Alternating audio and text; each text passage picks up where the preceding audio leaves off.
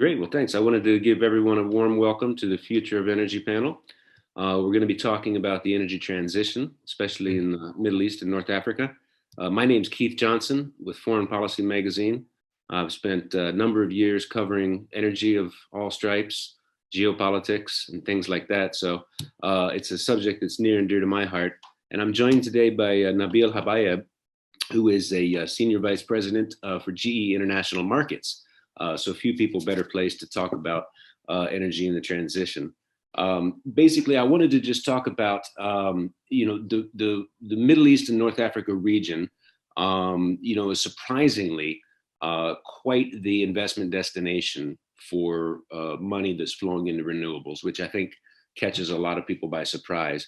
And I was hoping that we could talk a little bit about what kind of renewable resources are where. And specifically, I guess a lot of people think, sure, solar power is an option in the region, but it's more than just solar power. There's a lot of different options to accelerate the transition in the region.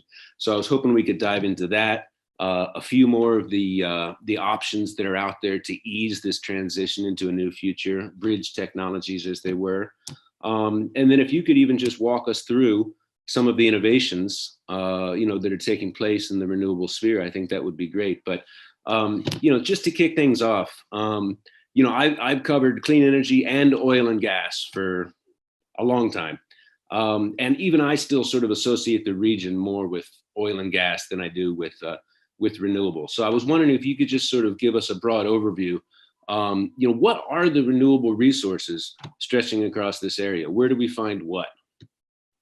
Well, thanks, first of all, for having me. And I think it's a great subject because you're right. A lot of people associate this region with oil and gas rather than renewable, but there's a wealth of renewable in this region.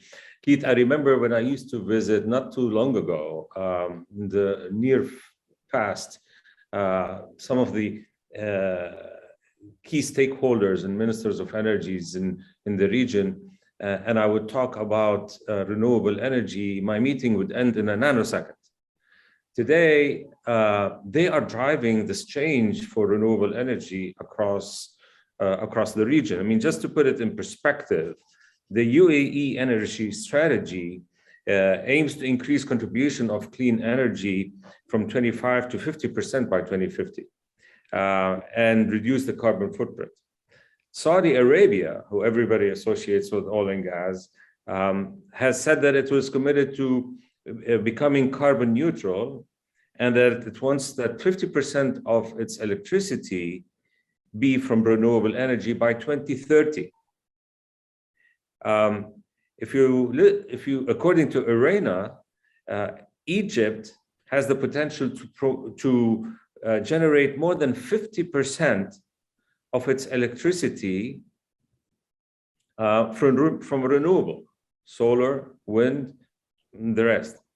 And according to the World Economic Forum, when they talk about the transition readiness, and the transition readiness is really more about targeting improvements along multiple factors, that the UAE and Morocco have achieved substantial gains in that. So when you take a look at this, you go to all these countries and you used to talk about renewable energy, they didn't want to hear it in the near past. And now they are driving it because the potential is there and they all have committed to the climate targets that they have. Just to put it in perspective, Morocco, 90% of the country has an average wind speed of around 19 kilometers an hour, which is great for wind turbines. So 90% of the country can take renewable power. And Morocco is pretty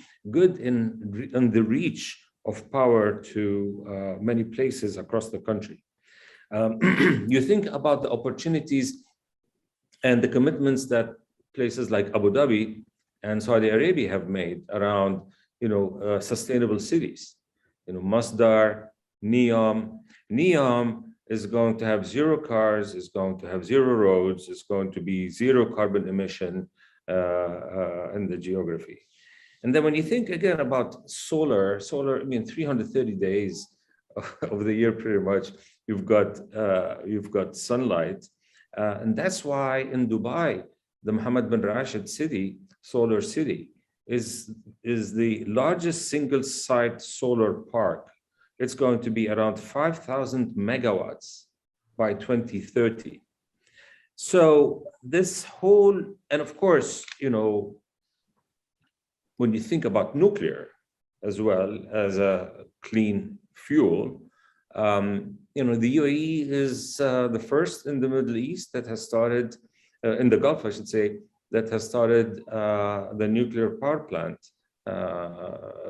Because, I remember, I'm sorry, I'm giving you a long answer to your question, but it puts it in perspective. And let me put it in perspective a little bit. Right. Not too long ago, myself and our chairman CEO had met with one of the largest country leaders in the region. And he said, we asked him, what's on your mind? He said, today I have 7 million people. I have plenty of oil and gas. I have no rivers, but I can use the oil and gas to desalinate water and provide water to my people. In 25 years, I'm not going to have the oil and gas. My people are going to be 20 million people. How am I going to provide water? Right. And that's why people are looking at diversification and at the energy transition. And it goes beyond just the carbon. It goes around social responsibility and a responsibility towards the people for the future and the future. Well, and that's actually what I wanted to ask was, and there may be, multifaceted drivers, but, you made a reference to some of the climate pledges that countries have made, in terms of Paris, but then this diversification issue. And I was sort of curious, not every country is blessed with big oil and gas reserves. So obviously the rationale can't be the same, but I mean, is it really just sort of a hedging against a future in which case the bounty that is provided, this government income, a very generous social contract over recent decades, as you were just saying, that's going to disappear sometime in the next generation or be severely diminished, right? I mean, is this basically at the root of what's driving the transition? I think there are several aspects to the transition, and we referred to it as the energy trilemma, like it has been said as well. I think it was the World Economic Forum, which basically focuses on three things: sustainability, reliability, and affordability. Right. People demand or expect available, reliable power pretty much across the borders of the geography, and for it to be affordable. So I think the social contract is going to be more around how do you provide that? The sustainability, the reliability, and the affordability. And I think that has driven a lot of the innovation and the technology and the focus which is part of the energy transition. Well, I'm just curious too, because we've been talking very broad brush about the diversification and these different technologies. You mentioned wind power in Morocco, wind and solar in Egypt, solar parks on the Arabian Peninsula.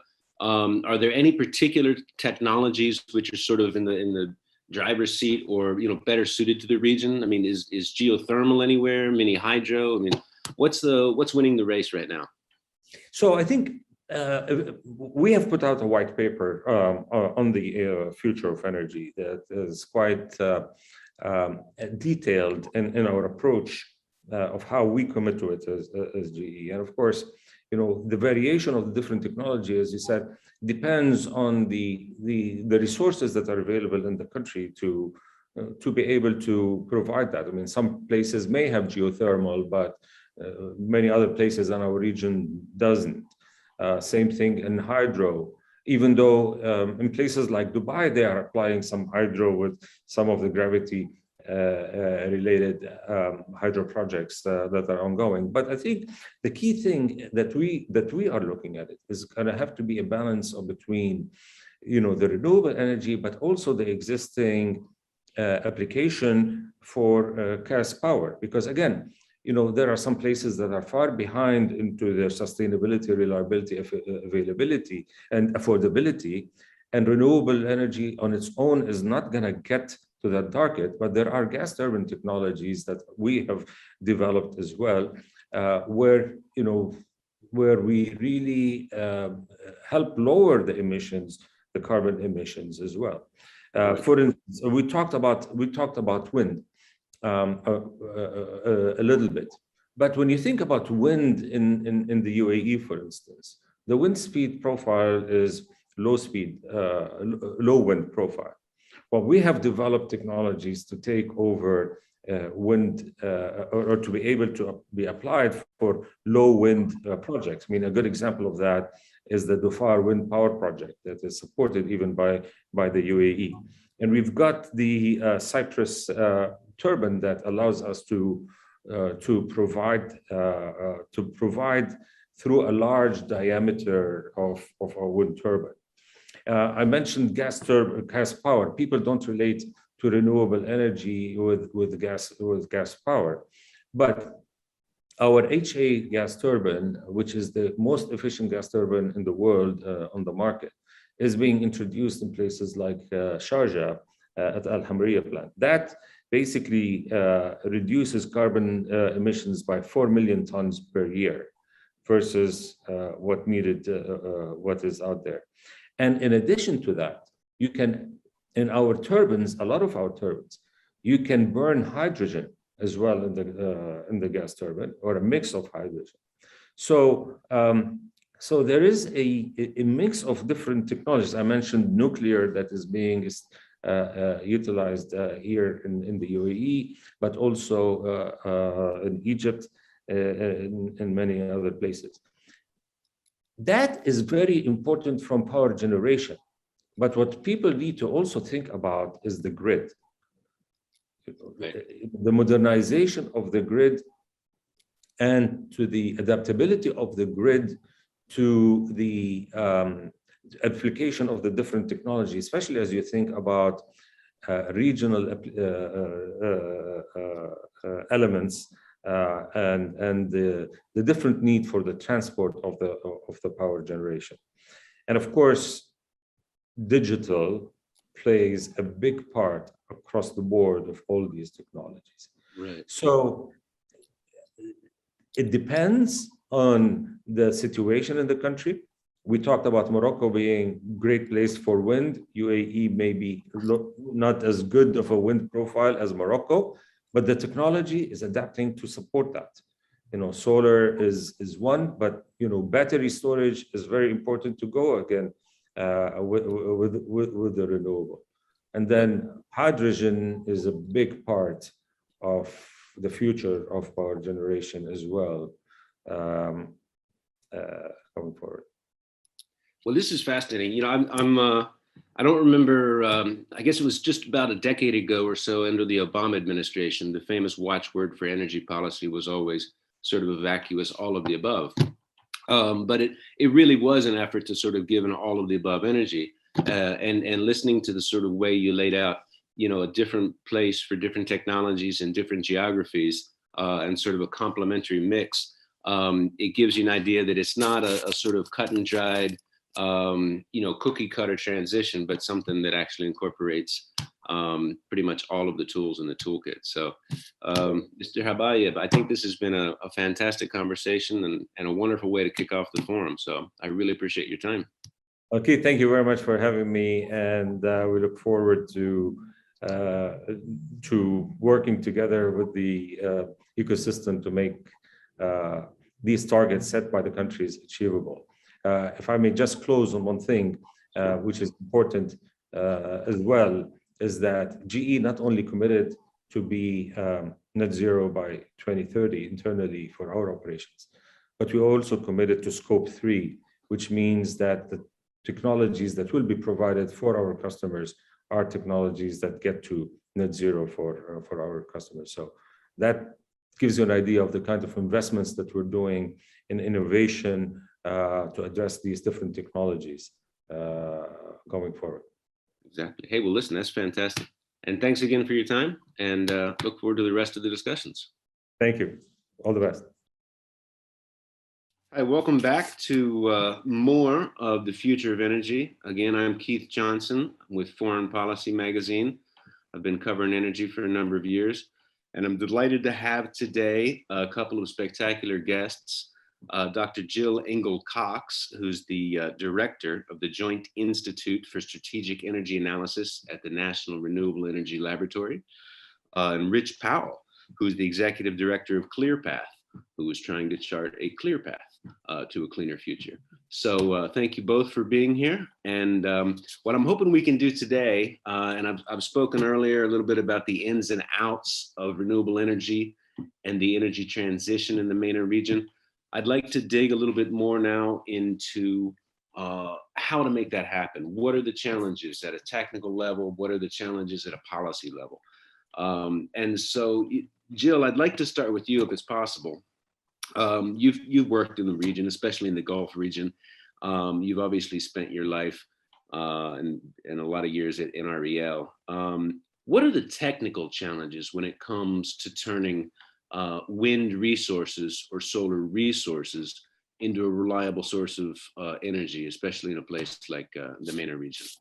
Yeah, well, thanks so much for that excellent question. I'm really excited to be here. There are many challenges, but also many advantages and directions that the region can go, that they have advantages in terms of resources and technical capabilities to go forward. So obviously a tremendous amount of solar resource that could be accessed. Some wind, in many countries, a lot of accessible land space for these types of areas, which many countries in many parts of Europe and other regions don't have. And potential for other types of renewables, such as geothermal. And a lot of the technical capabilities, the technical knowledge that's building off the oil and gas industry for chemical and thermal processes, operating very large facilities and an educated population. But some of the challenges, of course, are going to be in the scale up, the rapid scale up of solar, bringing that much potential online of in the region, access to the technology, getting it installed at the scale based on some of the goals that they're addressing.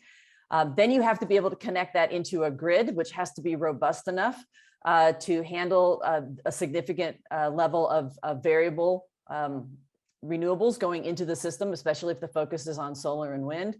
And then there's highly seasonal loads. So much of the region has very high summer demand and much lower winter demand at the scale of sometimes double the demand in the summer versus winter. So this is not so much of a morning to evening where you can just accommodate it with batteries. It's a August to December variable. So you're going to need different types of energy storage so that you don't end up having to greatly overbuild the capacity. And then the final thing that I'll mention for challenges is that the demand in the region is growing as buildings are, especially in the recent decades, as you've got increased number of buildings and residential, as well as rapid industrialization, the demand is growing. And so you're trying to basically build a completely new energy system that's just trying to keep up with a demand rate that could be growing at 5 to 10% a year. So that's just a few of the challenges, many of which are similar to other regions of the world, but also some that are specific to this location. If I could just follow up on that point for a second, because that's fascinating. I mean, the summer winter demand fluctuation, and we hear about this a lot when it comes to, for instance, Saudi Arabia's internal consumption of oil obviously jumps by almost 1 million barrels a day in the summer. Given that sort of discrepancy, are there a lot of easily applicable lessons from countries like Denmark, Portugal, Spain that have integrated a high percentage of renewables under their grid? But again, they have sort of the traditional day-night and a pretty steady load demand curve. Or do we have to sort of reinvent the wheel here when it comes to grid integration in the region?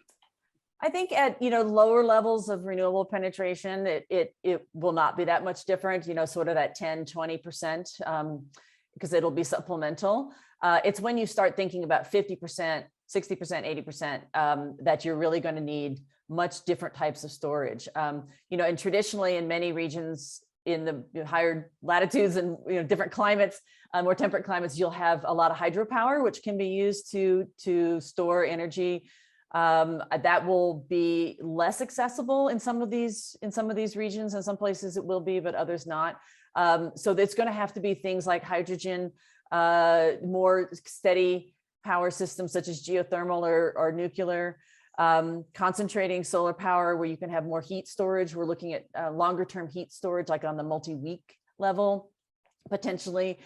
So it's going to need different types of storage technologies. People have talked about using excess electricity to basically desalinate water. So you're desalinating your water for the summertime in the wintertime, and then you're storing that water for the long term. Underground compressed air storage that can be done for many months. So I think it's going to require, at the higher levels of renewable penetration, some pretty more creative storage solutions than a standard temperate climate.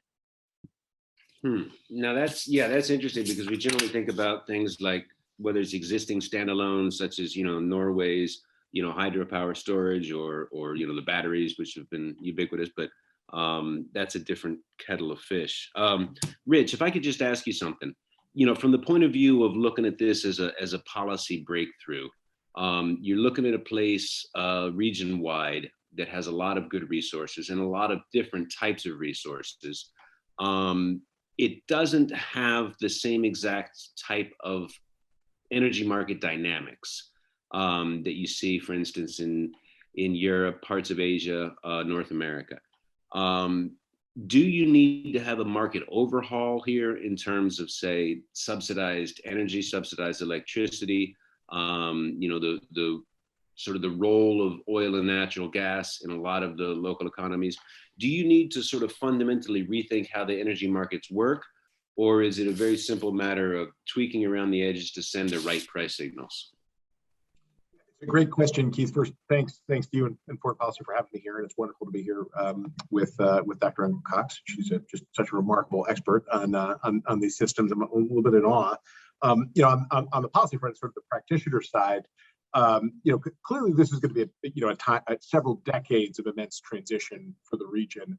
I think the region has everything it needs in terms of human capacity, resource capacity, sort of growing economies that it can really win in that space. I do think it will require a rethinking of some of the old elements of energy policy. I think it's going to be a region that's going to be thinking a lot about transitioning from being primarily a commodity exporter region in the energy space to a value-added clean energy commodity exporter region. And so I think one day it's going to be thought of much more as an exporter of clean electrons from its immense solar resources and clean hydrogen and other clean fuels that have had that kind of value add of transitioning them into clean in the region and then exported broadly, than it is kind of primarily sort of an exporter of crude oil or LNG or that sort of thing. And ideally for the region, I think it'll be exporting more kind of high value chemicals and other things, to the domestic petrochemicals. A lot of that does start with thinking a little bit more creatively about things like how the domestic resources are used. So, is it really the highest and best use for Saudi, for example, to be so dependent on oil power in its power sector when it has this remarkable, incredibly abundant solar and wind resource? I think the Emirates made a similar decision a few years ago to say that they wanted to decouple a bit both their domestic energy consumption and their domestic electricity consumption and their desalination from natural gas generation, and to think more broadly about, could we become a nuclear economy? And indeed they have. I believe the second unit at Baraka was just turned on. Could we do more to liberalize and set up auctions and procurements around renewables? And that's led to this remarkable growth on both the PV side and the CSP side. I'm glad Dr. Engel-Cox mentioned the CSP front as well. I mean, that is a technology that a lot of the rest of the world sort of left behind. And I think the Middle East has sort of reinvigorated in a pretty remarkable way. So the whole MENA region has reinvigorated in a pretty remarkable way. I am hopeful that one day we can be importing some of the technologies that were really perfected in the MENA region back into the United States, where we've had kind of a troubled history on concentrating solar power, and obviously that solves so many of the problems of storage and maybe even seasonality. So I do think it given that these economies are smaller, still developing, there's much less integration just domestically between these smaller states. I think that a policy that's more focused on using the available fossil resources to their highest and best use, which increasingly I think will become as a feedstock to clean fuels and to petrochemicals and things like that, using other resources for maybe the lower value activities like electricity generation. And that sort of implies some degree of liberalization in the markets, or at least a rethinking of the kind of the industrial policy approach between them. Lastly, obviously, greater and greater interconnects between the regions, I think would make an enormous amount of sense. That's already occurring to some extent on the grid and the electricity side. It's obviously occurs to a great degree on the the fossil and gas export side. But I think that there's just there's so much to be gained between the regions. Obviously, that's a very political decision, extremely political decision, and not everyone in the region is excited about being tied together for the energy undersides of their economies. But obviously, the economic opportunity would be huge from some more interconnect and liberalization there. No, I appreciate that. In fact, I just wanted to follow up with one thing there, if I could, because you mentioned some auctions for solar power in the region, Emirates and some other places, both for photovoltaic and for concentrated solar power. And that sort of brings me to the nub of the question, which is, are we at a point now, and Jill, feel free to weigh in because this does have a technical component.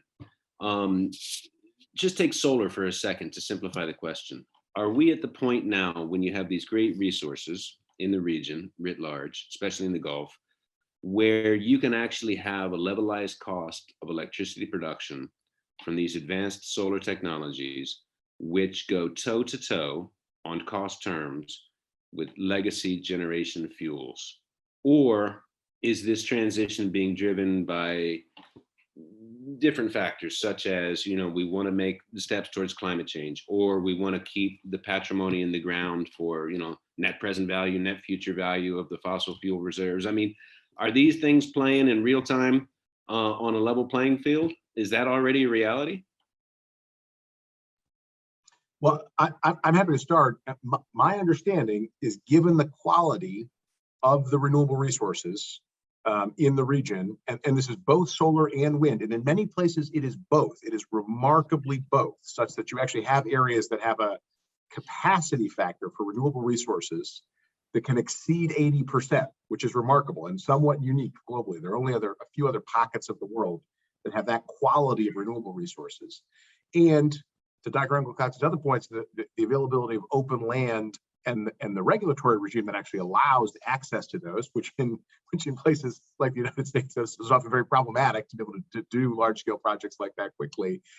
It does seem to be that at least the levelized cost of electricity from some of these projects is pretty remarkable. And I think increasingly, given the ability to integrate them, either integrating multiple different renewable technologies to increase capacity factor, or integrating so that being kind of wind and solar together, or integrating, say, PV with CSP, so that you've got a joint project that's both taking advantage of daytime solar and of the ability for CSP to store energy overnight.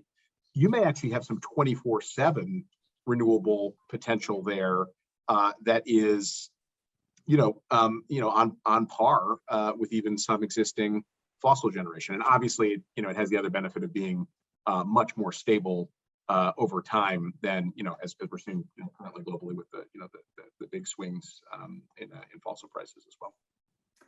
Yeah, and if I can add to that, we are seeing at utility scale solar prices for installations in Saudi Arabia and also in the region at some of the lowest prices globally. 1 to 2 cents a kilowatt hour, which is obviously competitive with any other energy source you could possibly think of. So definitely on the competitive side. I think, and part of that's the excellent resource. It's the very large scale installation. So it's the economies of scale that they're doing, as well as, of course, the decline in technology prices over the past decade.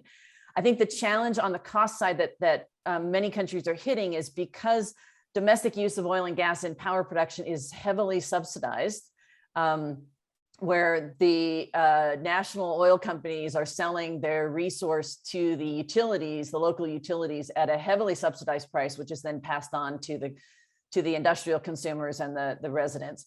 For a long time, renewables had trouble competing because the electricity was, the price signal was very incorrect on the power generated from oil and natural gas, particularly in the region. Still burns quite a bit of oil for electricity production, where most of the world has gone away from that. And so the subsidized power price from those was actually a challenge. And I think that there needs to be some correction. And I think it's starting to happen now with that, because at a national scale, you end up with an opportunity cost that the country is losing out, where if it's selling a barrel of oil to the utility at $10 a barrel, and you could sell it on the international market at $50, $60, $80, $100 a barrel, depending wherever we're at the time, there's a huge opportunity cost, but it's not reflected in the market because of the internal subsidies that are within the system. So there is a recognition that that's happening, that needs to be corrected because of not particularly because it's a long-term economic value. And if you self-consume your valuable external product, then you're going to really damage your economy. So it's much better to be producing electricity at this extremely low cost, and then maintaining your export product for, as Rich mentioned, high value chemicals, materials, jet fuel, things that are going to be much harder to be done with electricity.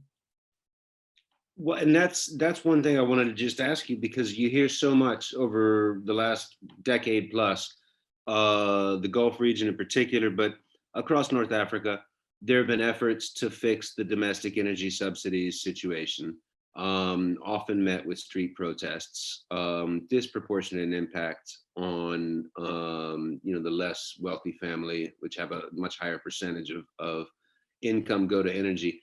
If you're talking 1.1 to 2 cents a kilowatt hour from some of these, advanced utility scale solar, does that give you sort of a way out of the political conundrum, which is how to liberalize sort of the electricity market? Like, here you go. Now you have a clean, low cost solution. You don't have to pass on the entire hefty cost to the consumer. I mean, is this a way out of jail? It certainly could be, with the big caveat that the generating costs are only a portion of serving a population, right? And so, at least, in the US, for example, the generating costs are typically only about a third of the actual full delivered cost of electricity to the consumer. The other portions of the transmission and then the last mile distribution. In many cases, new renewable resources, especially if they're located far away from population centers in very large, lightly populated areas, imply a lot of new transmission as well. And so, in some cases, this can be a terrific story on also decreasing consumer costs. In other cases, it's the whole system we have to think about, and building the whole system together. I think there are other cases in the region where there are really interesting win-wins around this and around the transition. For example, in the Emirates, there are declining onshore fields in some cases, and they're actually using things like carbon capture and storage on, say, steel facilities, taking that and re-injecting that into some of the declining oil fields. So just another way to kind of boost and maintain domestic production. So I think there are a lot of different pieces in this where you could see the transition, the liberalization, the better usage and valuation of the assets, leading to better economic opportunity in the region. Jill, did you want to jump in there at all? Yeah, I think it's important to be, we have a tendency to think of these countries as highly wealthy countries and the residents within them. But actually, there's a lot of diversity of the types of people that live in this region. There's if you could look at the difference between Yemen and Saudi Arabia and the Emirates and Jordan and Syria, you've got quite a range of economic benefit and value and political systems. So I think it's important for each of the countries to be thinking about how this transition can help all people within the country in terms of how do you engage the residents in the renewable system. How do you begin to think about distributed renewables that people can actually see and touch and get benefit from? How do you address people of different socioeconomic values within the country, within the different countries? There's a lot of expatriates in many of the countries, Saudi and the Emirates and others, and how do you make sure that they're involved in the transition as well as the citizens themselves? So I think there's an element here of if you want to reduce some of the subsidies on the oil and gas production and that element of it, I think the engaging on the renewable side in a productive way with all members of society, I think is going to be something that needs to be consciously done and will have a much broader benefit than to everyone. Wow, thanks. Selfishly, I was curious for both of your thoughts. Europe, as you might know, has been going through a bit of a rough patch energy-wise of late. And I've been trying to get my head around what possible lessons there might be as one contemplates an energy transition, which Europe is sort of moved some way towards an energy transition, but in fits and starts and with a lot of incomplete pieces. And you have a strong reliance on natural gas, but you still have an unsolved intermittency problem with relatively high levels of renewables penetration. You have a little bit of a lack of backup and resilience in terms of peak power production. Are there any cautionary tales from what's been going on in Europe over the past month that the MENA region should keep in mind when it's thinking about how exactly to do this transition? I guess I could start with that. I think the key is always to have a diversity of energy sources. And because that will enable a greater options when there are price spikes, for example, in natural gas prices or oil and gas prices. If there is a long period without wind, certain seasonal aspects, you'll want to be able to have different energy sources available. We're seeing actually in the US now with hydropower, when in other countries, when you have long times of drought, you actually hydropower being considered, one of the most reliable, consistent energy sources. And yet that can be challenged based on climate change and other climate effects. So I think one of the key things is to keep a diversity of systems, to be able to be resilient in that process. And to also, I think the other key is to not only think of renewables and clean energy as solar and wind. Those are definitely on the ascendant, but hydropower, geothermal, and a variety of other electrons to molecules, so conversion to hydrogen and fuels, enable this diversity of systems to be able to accommodate the ebbs and flows of demand. I think the other thing we haven't mentioned that is energy efficiency. It's much less glamorous. But the demand side of energy is really essential. And based on my experience, there's a lot more that could be done in the MENA region for that reason. They built their building stock so rapidly. It was not always done with the most efficient technology. Given that the region has a historical, very efficient building stock in terms of dealing with high extreme heat conditions, then that was not translated into the modern building structure. So I think more focus on efficiency will actually help the resilience of the overall system as well, because then you can accommodate changes in the demand side. Just not as exciting to install a bunch of energy efficient windows as it is to cut the ribbon on a brand new solar or nuclear power plant. So I agree with everything Jill just said. The thing I'll just triple emphasize is, I think in both Europe and increasingly the US, where we've done a lot to liberalize and deregulate portions of our energy market, I think we have found very good tools to improve affordability. So we have much higher capital turnover. I think we've got better asset utilization. We've made great steps on using, these are there is no real market for energy, right? These are all sort of free policy constructs, right? But we've used policy to create market-like structures in Europe and the US that have really driven on affordability, and reliability and resilience was sort of taken for granted almost, because the underlying system had been built to be extremely reliable and resilient.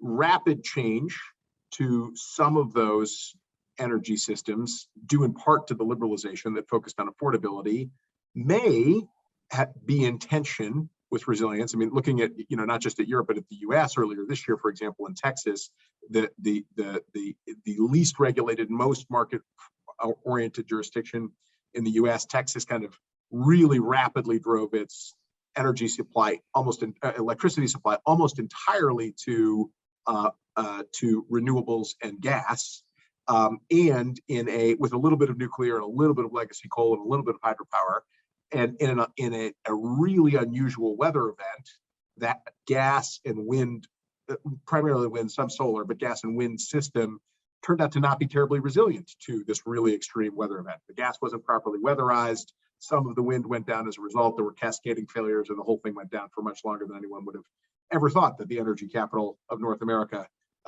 would be without energy. So I think, especially as we build the transition to clean on top of the economic liberalization focused on affordability, finding that smart market structure of the future, which balances those three vital priorities: a more affordable, liberalized grid, an energy system, a clean energy system, and a very reliable, resilient energy system. I'm frankly not sure that anyone in the world has cracked the policy mix that delivers consistently on all of those benefits. Clearly, that's something that, I think a lot of the conversation in Europe, which has been very, very, very focused on clean recently, I think will pivot back toward resilience and reliability in the wake of this. And so I think the MENA region can learn a lot in sort of, these twin sets of crises that we've had in North America and in Europe going ahead, about how people do design systems that try to deliver on all of those, on all three of those promises. Yeah, if I could add something really quick here. I think the other interesting thing that we can do now is, and that's important for the region to consider, is to do the grid modeling at a detailed enough scale, and then run the scenarios of what happens if, and test, basically test the system from a software perspective. You can do it with research facilities that also have a hardware component, a hardware in the loop connected to your supercomputer and a grid model. That's some of the stuff that we do here at NREL to run the scenarios of, if this condition happens, if this system goes down, if you have 5 days with cloud cover and a giant sandstorm and no wind. You can run those scenarios and understand what you need to have built into your system to accommodate those 5% of the days, or those days that will really stress the system. And that's something, for example, that Texas probably needs to be doing more of, in terms of understanding those exceptional conditions, and how do you build that resilience into your system. If I could just follow up on that specific point, Jill, for a second, because you mentioned, just stress testing in terms of a general system. We've seen the IPCC 6, assessment report. We've seen the latest science summarized in terms of climate change. Obviously, the MENA region is not immune to the effects of accelerating climate change. Are there any particular vulnerabilities at a 30,000 foot level that you would want to highlight that could actually be exacerbated by climate change, whether it's changing wind patterns, whether it's changing hydrological flows, which could affect anything from existing hydroelectric facilities, whether it's changing demand patterns. Is that an element that should be increasingly borne in mind as you sort of want to stress test the creation of this new system? Yeah, absolutely. You want to think about, potential changes in temperature, average temperatures. If that region continues to get hotter and drier, you'll have not only increased energy demand, but you'll have some of the thermal systems will struggle with, appropriate cooling systems. In terms of the actual operation of the facilities. I mean, there's historic cases of nuclear power plants having to be shut down because the cooling water was too hot. So you're making sure that you're designing for these types of high heat conditions. Increased dust storms could have a major impact in parts of the region. And I think that's going to be a significant concern if we have continued decline of vegetation and disturbance of the ground soil. Having been in dust storms in the region, it pretty much knocks everything out in many ways because of the not only the high dust, but the high static electricity that you get when they occur. And then continued development of the people living in the area, build more reliance on air conditioning, increased air conditioning demand, other areas like that, and the decline of groundwater and access to water, I think, will continue to be an area as well. That's great, thank you. We're running close to the end, but I did want to keep you guys around for just a minute longer. Rich, I'm going to come to you in 1 second, but before I forget, because I'm liable to, I wanted to circle back to something that Jill had said at the beginning, which was about advanced manufacturing. Because I was looking at what had happened to some of the world's big wind turbine makers this year who were still doing things the old-fashioned way.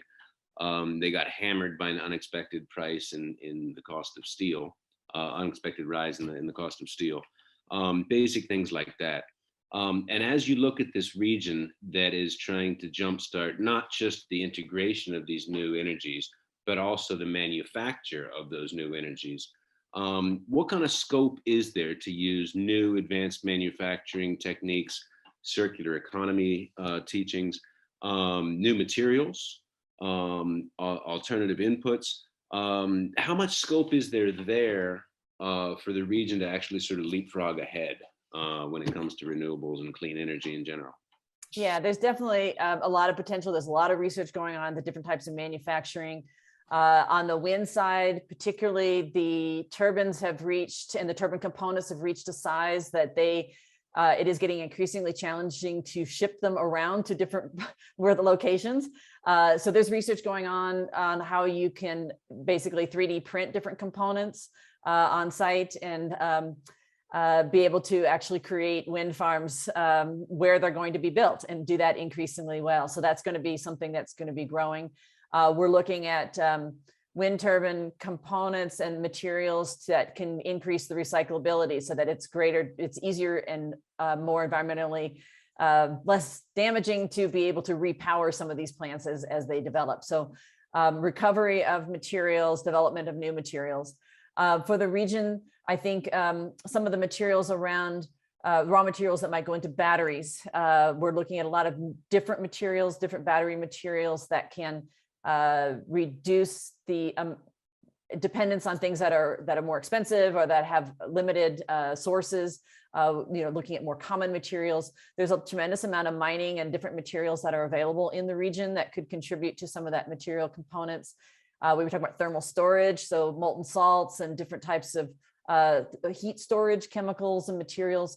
The region has at least some countries in the region have a tremendous petrochemical and chemical production, so they could get involved in the manufacturing of these new materials that would benefit technologies that would be very important to the region itself. So they could be, Rich mentioned being a leader in concentrating solar power. Some of the components that go into that could be an area of focus for the manufacturing of that. And then we've got lots of new solar technologies coming up that are being researched that we could get into.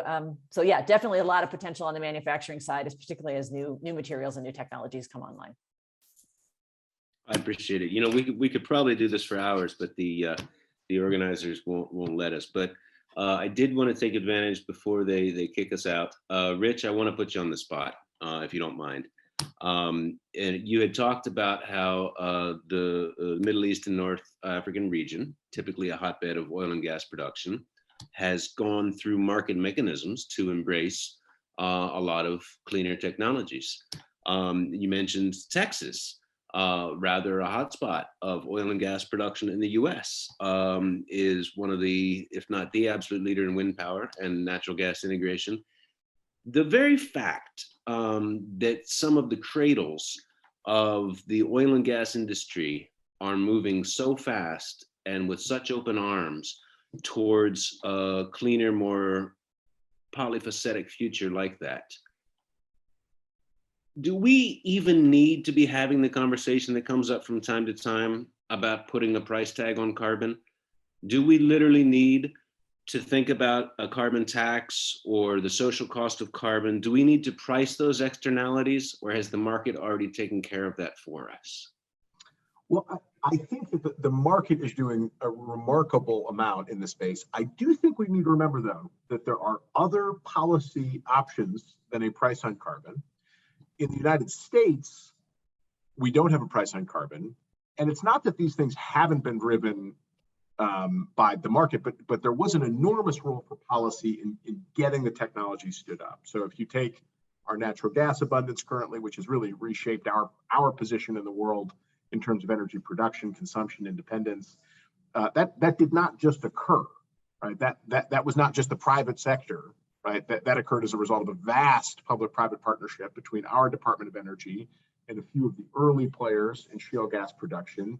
Key demonstrations of technologies like horizontal drilling and hydraulic fracturing and 3D seismic imaging and diamond-headed drill bits and combined cycle natural gas turbines, all of which were funded with the Department of Energy. And we also had very significant incentives, so not a price on carbon, but very significant incentives for alternative fossil production in the United States.